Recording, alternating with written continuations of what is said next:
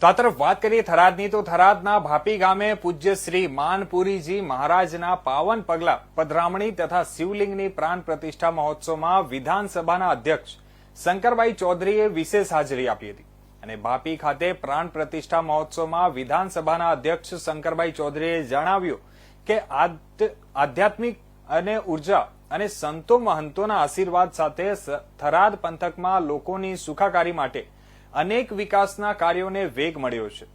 આધ્યાત્મિકતા એ સનાતન સંસ્કૃતિની ધરોહર છે। અનેક વિદેશી આક્રમણો પછી પણ સનાતન સંસ્કૃતિ શાશ્વત રહી છે।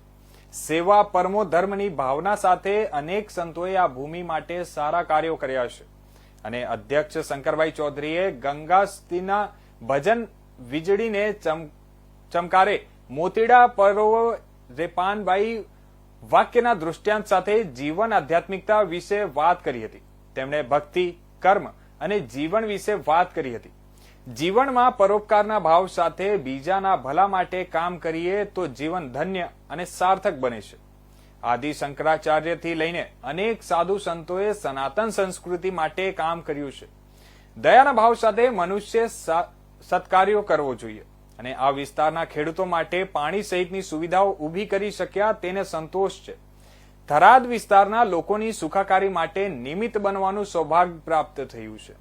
નવો જિલ્લો હોય કે પછી અનેકવિધ વિકાસના કાર્યો હોય, થરાદને અગ્ર હરોળમાં લાવવા સરકાર પણ કટિબદ્ધ છે।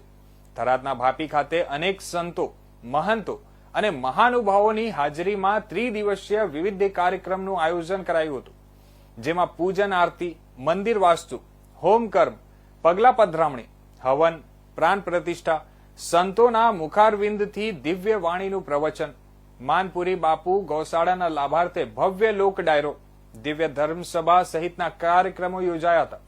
આ ઐતિહાસિક મહોત્સવમાં ગુજરાતના વિવિધ મંડળોના સંતો પધાર્યા હતા।